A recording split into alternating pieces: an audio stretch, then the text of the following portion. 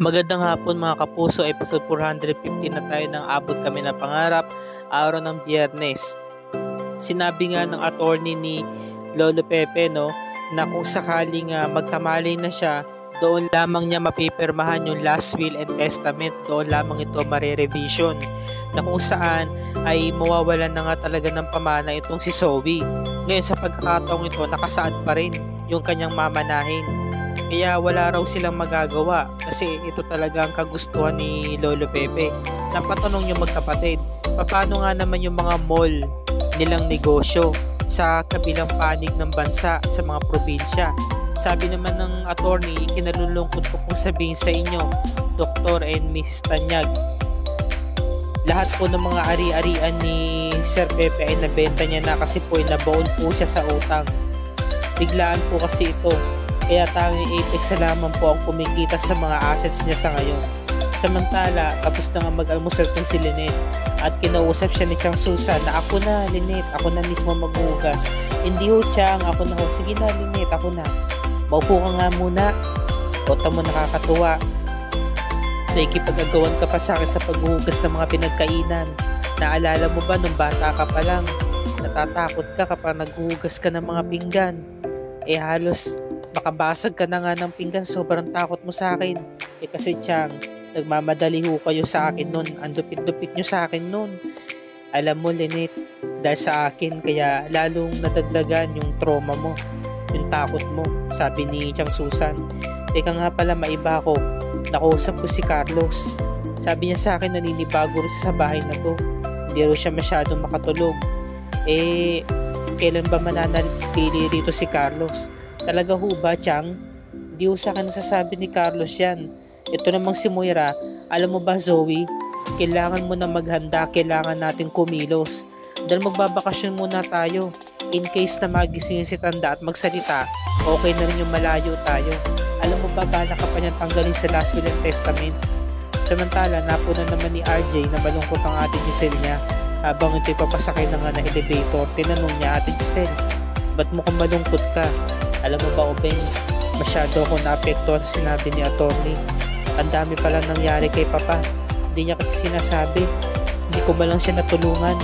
Nag-focus ako na sa East Ridge, saka ang paghihiganti kay Moira. Sabi ni RJ, Ate, huwag ka nang malungkot, huwag mo nasisihin sa sarili mo. Wala namang may ginusto ng pangyayari. At saka higit sa lahat, magaling ka magpalakad ng negosyo. Makakabangon din tayo. Makakaahon din tayo sa pagkakataong ito. Ngayon biglang dumating si Justin sa si Eric para sumakay na nga rin ng elevator. Lumapit si Giselle, sabi niya, Justin, pwede ba kita makausap kahit saglit lang?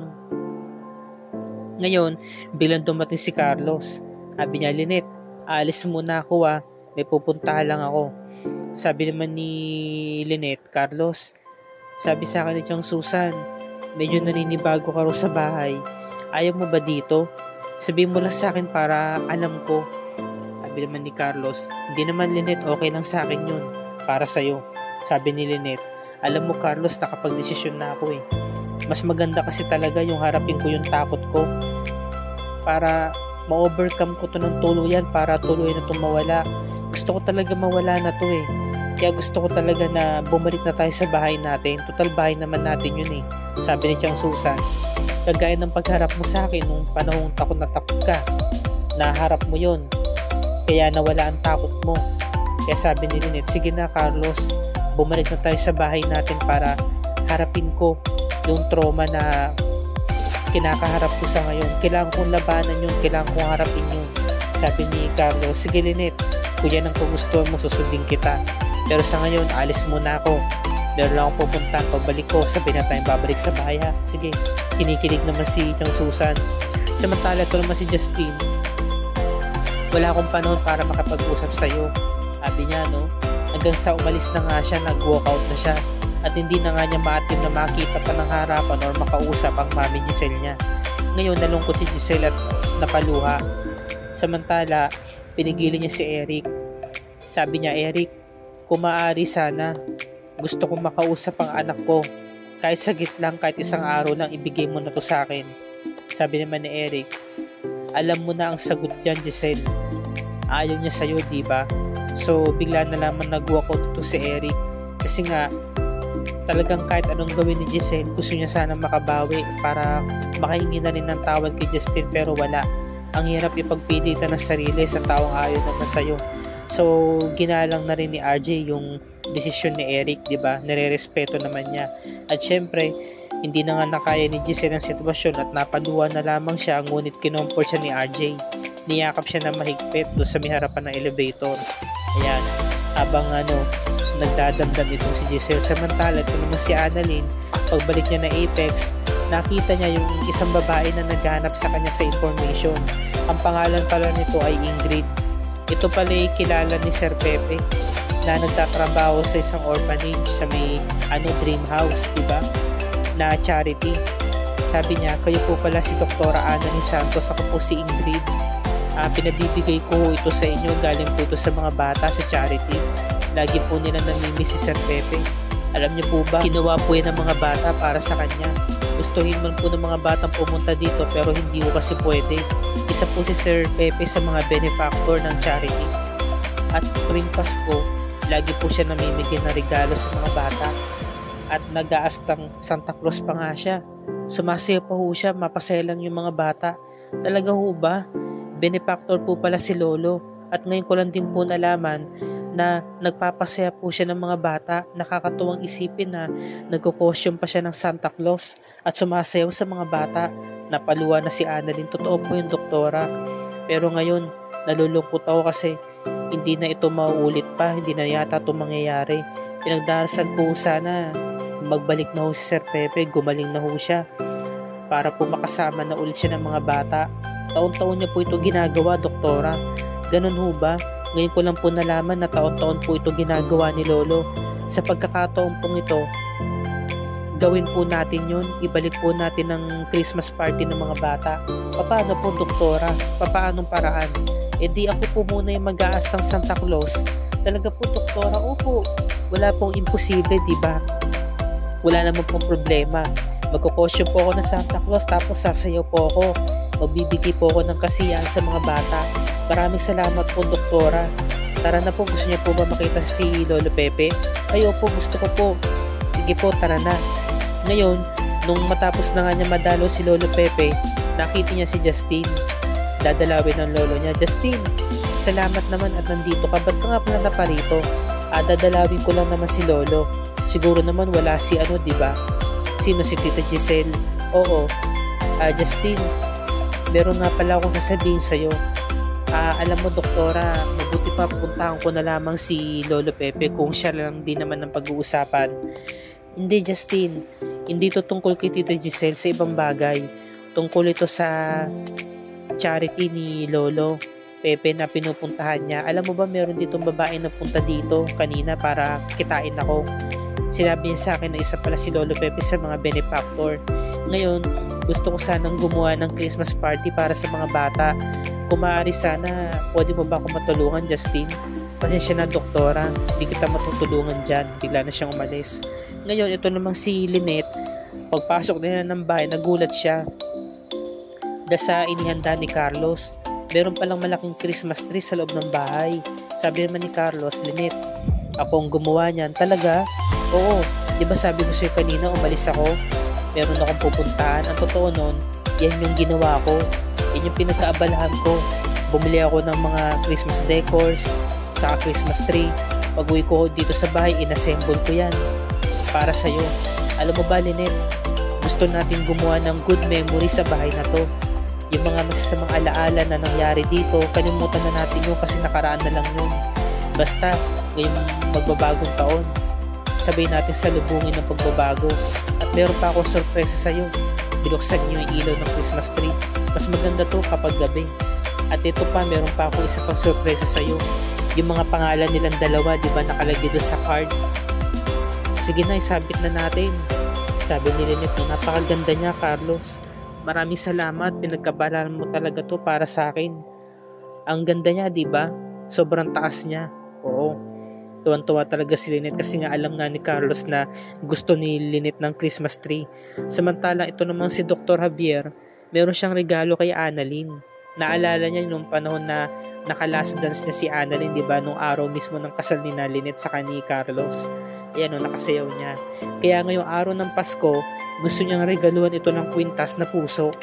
Nung nahuli siya ni Dr. Annalyn, sabi ni Annalyn, Dok, hinahanap kita. Buti naman nandito ka, kanina pa kita hinahanap eh. Bakit, doktora? May sabihin kasi ako sa'yo. Si Lolo kasi, benefactor pala siya ng isang charity na Dream House. Ngayon, hindi na kasi ito magagawa ng mga bata na magkaroon ng Christmas party kasi nga, may nangyari nga kay Lolo, diba? Gusto ko sana na ako magpatuloy nun.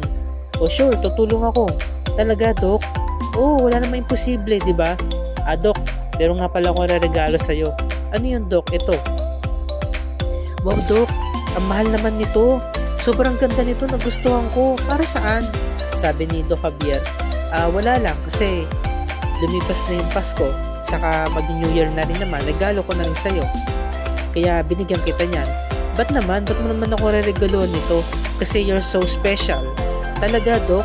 Nagulat si Annalyn na patahimik na lamang siya kasi pag mga gatong bagay na seryoso yung tungkol sa pag-ibig talaga napapatahimik si Annalyn, nagugulat siya, nabibigla siya, tapos namumula siya, diba, nahiya siya.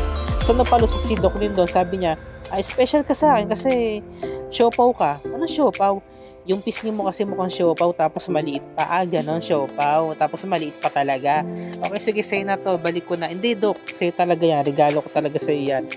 Sige, thank you Ngayon bilang dumating si Nurse Vico. Doc Javier, pinatatawag po kayo sa ER. Kailangan po kayo. Excuse me po muna. Sorry po sa abala. Sige, Nurse Vico, salamat. Sunod na ako doon. Sabi ni Annalyn, no. Salamat dito sabi ni Doc Javier. Suotin mo yan Nakakilig tong tagpo na to. Tapos bilang kinilig si Annalyn, natuwa siya. Kinikilig siya. Tapos ito na nga.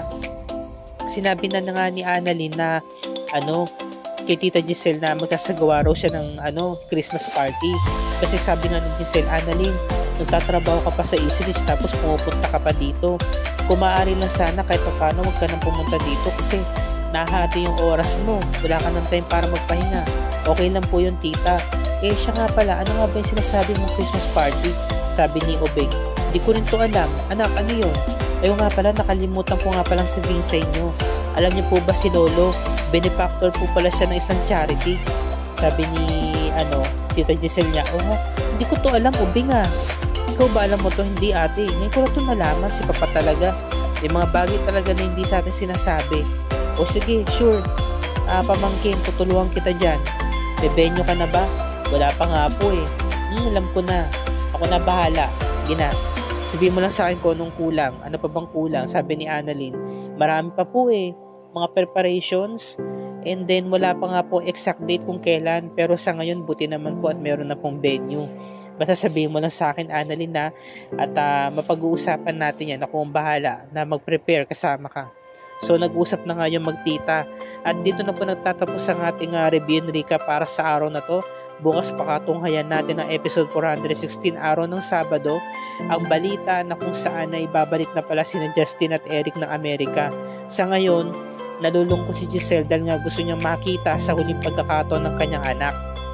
Ngayon, pinagkakabalahan ng sarili niya sa ibang bagay kasi nga ayaw naman doon niya ipagpilitan ng sarili niya para kay Justin. Pero nung nalaman niya na babalik na pala agad dito ng Amerika, so bigla siya nalungkot. At syempre gumawa ng parang si Annalyn para magkita silang mag-ina. Sinabi niya kay Tita Giselle niya na kasama niya si Justin sa venue sa Christmas party ng mga bata. So ang tanong, makikita pa ba ang mag-ina sa pagkakataong ito? At magkakasundo na ba talaga sila? Yan ang pakatunghayan natin bukas. At kung bago ka pa lamang sa aking channel, kung maaaring makahingi ako sa iyo ng munting subscribe at i-click mo na rin ang bell icon para lagi ka updated sa mga episodes na abot kami na pangarap and other GMA shows tulad nito. Happy weekend sa mga kapuso, happy viewing, happy new year. Maraming salamat po and God bless us all.